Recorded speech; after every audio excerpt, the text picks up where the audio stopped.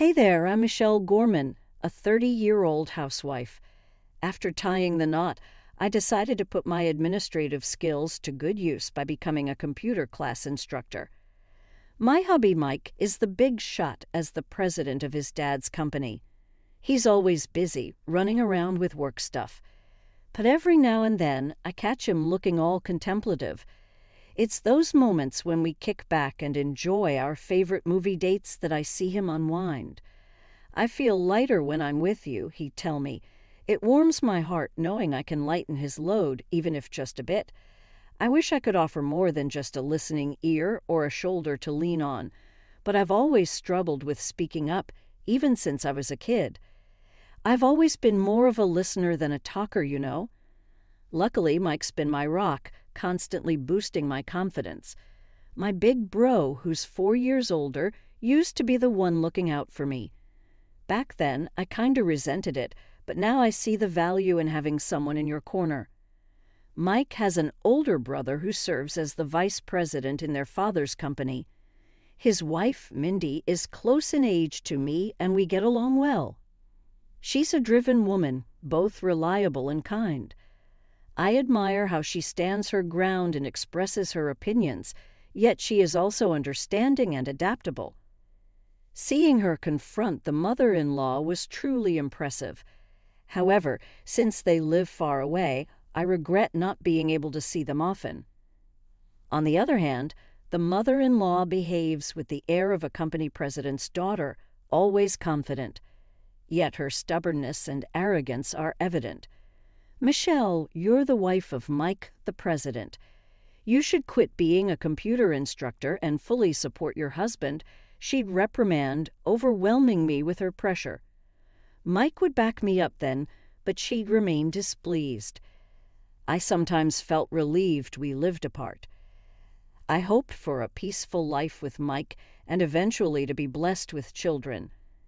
But suddenly, Mike's father passed away from a heart attack. The news was so unexpected it was hard for everyone to accept. Yet Mike and his brother had to think about the company's future. Mike decided to stay in New York for a while. I returned home and waited for Mike's call. With the added responsibilities on the two of them, I was worried. After discussions with his brother, it was decided Mike would transfer to the New York headquarters. His brother became the president and Mike was appointed vice president. We searched for a house in New York and settled on a pre-built single-family home. Although it was a bit far from the station, it was in a less urban area, providing a sense of security. The house had good sunlight, promising a comfortable life. With Mike having to work late due to the handover tasks for a while, I made sure to create a comfortable environment at home so he could rest properly and prepared lunches considering nutritional balance. I wanted to do everything I could to support him. And just like that, a month flew by. I'm home, I'm hungry, thanks for working so late. I'll get dinner ready, thanks. Hey Michelle, my mom said she wants to come over this weekend. Is that okay? I had been concerned that she might be feeling down since my father-in-law passed away, so this was a relief to hear. Of course, we still have some areas to tidy up, but she's more than welcome. Thanks, I'll let her know. Oh, maybe I should invite my brother and his wife too. Yeah, that sounds good. As inappropriate as it may sound, moving here made it easier for me to frequently meet Mindy, my sister-in-law, which was a pleasant surprise. That weekend, we all gathered to catch up on the current situation and share memories of my father-in-law. It's really sad that Dad's gone, but I felt I shouldn't be down forever, so I started taking up a hobby. Seeing my mother-in-law's cheerful face brought relief. She always carried herself with elegance, always wearing beautiful dresses and lovely accessories. Today she looked stylish with a pale purple scarf that stood out. She seemed to have lost a little weight, but her firmness in advising Mike and his brother on company matters hadn't changed. However, since my father-in-law's passing, I felt that her strict remarks towards me increased. Michelle, we're running low on drinks. Could you go buy some? Jessica, I can go get them. Oh, can you? That would be helpful. Then she seemed to be more commanding towards me than she was with Mindy. I thought she might be struggling with the loss of her husband, so I decided to observe and let her comments slide for a while. After dinner, Mike drove everyone home and the night came to an end. Since then, for some reason, my mother-in-law began visiting our home frequently. She started criticizing my housework and complaining about Mindy. Moreover, she began going through our fridge without permission, which left me stunned. "Michelle, Mike's so busy right now. You should pay more attention to the meals you prepare for him." "What if he collapses too?" "Yes, I'll be more careful." "Also, there's still trash here. Can't you clean up perfectly?" It continued like this. It felt as though she was picking on me just to pass the time. But when Mindy would visit, she'd quickly leave, saying she had other things to do. She said it wasn't because she disliked me, but I felt otherwise. Perhaps she found it easier to assert herself over me, who rarely countered, than over Mindy, who always spoke her mind. I thought about finding a job to spend less time at home, but even after finding one, the harassment from my mother-in-law intensified. "Michelle, we ran out of barbecue sauce at our place, so get some while you're out." "Oh, I brought a container with me, so let me take some leftovers." Her audacity sometimes left me dumbfounded. She could just as easily buy premium ingredients from an upscale store. Then an incident occurred. A necklace I cherished disappeared. It was a keepsake from my mother, which I had kept safely on a shelf in my room. The only person I could think of was my mother-in-law, who frequently visited. Though I didn't want to suspect her, she often looked around our home and probably knew where most things were. Despite searching everywhere, it remained missing. So I decided to ask her about it. That's when she responded with a fierce yell, "You probably lost it yourself. How dare you suspect me? What kind of person are you?" "I'm sorry, I searched everywhere I could think of, but I couldn't find it. It's a keepsake from my mother, and it means a lot to me." More than the anger I felt towards being accused, I was devastated about losing my mother's keepsake, and tears began to roll down. "I don't care, it's just a necklace. Why don't you just have Mike buy you a new one?" I realized she wouldn't understand my feelings and decided not to discuss it further. However, incidents kept occurring where money from my wallet and other items around the house would go missing. Though I kept a watchful eye on my mother-in-law's actions, I never saw her take anything. Confused and emotionally exhausted, I confided in Mindy, who asserted that my mother-in-law was definitely the prime suspect. No one else had access to our home. The realization saddened me, yet there was no concrete evidence of her theft, and I couldn't understand why she would do such a thing, especially since she continued to live a lavish lifestyle from the inheritance left by my father-in-law. Seeing my distress, Mindy made a suggestion. Little did I know at the time where this would lead. About 2 weeks after speaking to Mindy, "I'll be off then, Michelle. Just relax and enjoy your trip, okay? Be careful. Mike and his brother were going on a business trip to meet with a company from another state." Knowing about their trip, Mindy thought it might be a good time for us to take a break and invited me on a short vacation. Having been mentally and physically drained recently, the idea of a getaway was appealing. I packed early and placed my travel bag near the entrance, waiting for departure time. Suddenly, the doorbell rang. Wondering who it could be, I checked the video feed to find my mother-in-law. Not only her, but she was accompanied by several others. "Hello, Michelle, I brought some friends. Please open up." Opening the front door, I found my mother-in-law and about 7 of her friends, all carrying large bags. Were they going somewhere? "We're staying here tonight. Make us comfortable." Excuse. Me, didn't I mention it? We're seeing a play nearby tonight, and since it ends late, we're all staying here. This was news to me. My departure time was approaching. "Oh, did I inconvenience you? I heard from Jessica that you were open to having us." I hadn't heard anything of the sort, and it seemed she was making up the story as she went along. Growing increasingly frustrated, I replied firmly, "I'm sorry, but I wasn't informed of this. And I have plans." To my reply, she looked taken aback. "But you'll be back soon, right? We'll drop our bags and head out for a bit. Just prepare dinner and sleeping arrangements for us." Ignoring the fact that I had plans, I knew I couldn't let this slide. "I can't. I'm going on a trip." "A trip with whom?" "With Mindy." "Oh, just with Mindy. You can go any time. We've come all this way just for today." "How long are you going to make us wait?" Just then, I noticed something glinting around her neck. "Wait, that necklace you're wearing." To my astonishment, it was the same necklace that was a keepsake from my mother. "Jessica, where did you get that necklace?" "Why, it's just one of my collections. Is there a problem?" she answered with a smug look.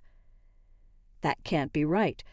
That necklace is a limited edition, and not many are out there." While I was exchanging words with her, Mindy arrived.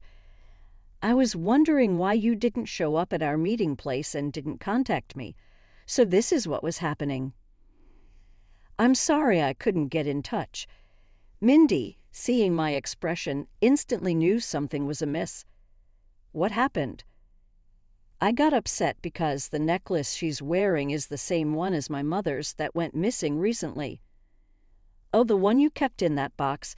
Mindy purposefully said it loud enough for everyone to hear. Suddenly, my mother-in-law, trying to keep it from her friends, whispered to us, "Can you stop this? It's embarrassing." "Do you want to accuse me of theft?" "Yes, honestly, I find it suspicious," Mindy answered firmly. "Do you have any proof that I stole it?" "It's embarrassing having such unreasonable daughters-in-law. Please don't make a scene in front of my friends." With that, she turned back to her friends with a smile. "Well, let's go inside, everyone." As she attempted to move inside, I remembered something. The initials, my mother's initials, are engraved on the necklace. "Jessica, can I have a look, please?" Mindy quickly went behind her to check. "Enough of this. What's your mother's name?" "It's Kate Young." "So the initials should be K.I. There it is, the initials K.I. The friends looked horrified and stepped back. "Stop this. I didn't come here for this. Let's go, everyone." The friends, sensing the tension, quickly muttered, "We're not involved," and headed towards the subway. "Wait, it's some mistake." As she tried to follow her friends, someone stopped her. "What are you doing here?" "Huh? Weren't you supposed to be on a business trip?" Standing there was Mike. Turns out Mike's business trip was actually scheduled for the next day. To investigate his mother's actions, he had purposely given her a false date. Mindy had informed Mike about the missing items from the house after I had confided in her. Initially, Mike was skeptical, but upon visiting his childhood home and noticing several items identical to ours, he began to suspect theft. However, without evidence, he knew she could easily deny it, leading him to come up with today's plan. Inviting friends for an overnight stay was unexpected, but he was certain his mother would visit if she believed he wasn't home. "What do you want at our house?" I was just leaving. As she tried to leave, I stopped her. "Give it back. That necklace. Isn't that necklace the keepsake from Michelle's parents? Why do you have it, Mom?" "It's not what you think. I found it in my purse. Michelle must have set me up." Seemingly fearing the disadvantageous position she was in, my mother-in-law suddenly shifted the blame to me. "Do you really think such a lie would work? There's no way Michelle would do something like that. First, give the necklace back to Michelle. We'll talk after that." Reluctantly, she took off the necklace, threw it on the ground, and tried to run away. "Hey, wait. The three of us tried to chase her, but stopped shortly. We no longer need to. Huh. Why? 10 police officers stood in front of her. I, too, was unsure about what was happening, just staring at the bizarre scene. Then one of the officers said, "We received a report from a local resident. They said someone who seemed to be causing a ruckus here was often seen entering this house when the owners were away. They asked us to come quickly." "What are you talking about? I'm the mother of the son living here. Getting the police involved in a family matter," my mother-in-law retorted, looking annoyed. "Wait, what do you mean she entered when we weren't home? I never did such a thing. I always come when you're home." When we asked the police, they mentioned that someone had witnessed my mother-in-law sneaking into our backyard, likely using a spare key to get inside. Indeed, we had a spare key hidden beneath a plant pot in the backyard. This realization gave us chills and also explained the missing items. Mike had considered this possibility and was planning to observe her actions while we were out today, but he never expected to find out the truth in this manner. "Mom, why were you coming into our house when we weren't home?" "It's all lies. You're going to believe some unknown person's story." "But you did have my precious necklace, didn't you?" "I told you I found it in my purse." One of the officers stepped in, saying calmly, "Let's talk about this at the station." "But I didn't do anything, Mike. Say something." "Mom, stop this. I can't understand why you did this." Upon hearing her son's words, my mother-in-law collapsed to the ground. But just when it seemed like she had nowhere left to run and was feeling defeated, she suddenly flew into a rage. "Because after your father passed away, I felt so lonely, and seeing her always so cheerful, I couldn't stand it. I felt better seeing her troubled. I wanted her to feel the pain I felt." Mike was red-faced, hearing her irrational reasoning. "Mike, wait. Let me speak." Feeling the need to confront the issue head-on, Michelle stepped in front of an increasingly angry Mike.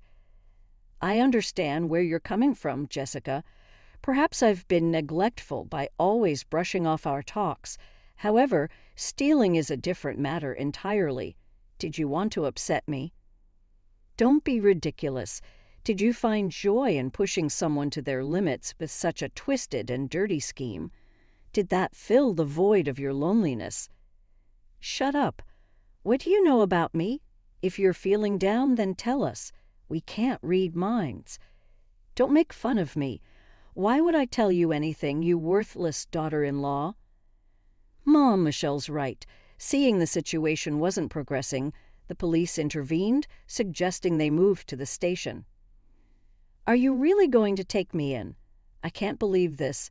Despite her resistance, given the eyewitness accounts of the unlawful entry and the suspicion of theft from possessing my belongings, the police decided to question my mother-in-law, and so she was promptly arrested on charges of unlawful entry and theft. She wasn't convinced, continuously protesting, "Get me a lawyer. I'm innocent, and I can't eat this garbage." However, when her father visited her during visitation, he exploded in anger, telling her to deeply reflect on her actions. To that, her attitude completely changed as she cried and apologized. Considering her typically carefree behavior, he seemed to be the only authority she wouldn't defy. He further told her that unless she sincerely reflected on her actions, she shouldn't think of having a home to return to. Reluctantly, she seemed to accept the reality. Perhaps losing her husband had left my mother-in-law in search of her place. Were her fancy clothes and jewelry merely armor to keep herself strong? I even began to wonder if her different attitudes towards me and my sister-in-law were just attempts to mask her vulnerabilities. However, her excessive desires and inability to control them is a separate issue. Making wrong judgments led to this unfortunate incident. I was surprised to see the event escalate to this magnitude, but realizing that she had been using the spare key to enter our house without our knowledge genuinely terrified me. Later, I found out that the couple living diagonally across from us had reported her. The wife, who works from home, had noticed my mother-in-law entering our yard suspiciously multiple times and found it odd. I'm nothing but grateful for their brave actions. Since then, we've been leading a peaceful life. Just to be safe, we changed our locks and stopped hiding a spare key in the yard. Mike severed ties with his mother and made her promise not to contact us ever again. If she attempted to, he warned of legal action. After her release, she returned to her rural childhood home and is reportedly leading a humble life, a stark contrast to her past, lavish lifestyle. Being watched by her father, she helps around the house from early morning. I truly hope she reevaluates her past excessive actions. Meanwhile, my own father has moved in with us. In case my mother-in-law decides to pay another unexpected visit, he's here to ensure my safety. But there's another reason he's with us. I'm currently expecting our first child. Anticipating the birth of his grandchild, my kind father, and the support of Mike make me want to be a mother who embodies both tenderness and strength. While money and possessions can provide a sense of fulfillment, it's the presence of loved ones that truly fills the heart. We're discussing living arrangements and surrounded by those dear to us. We aim to protect our peace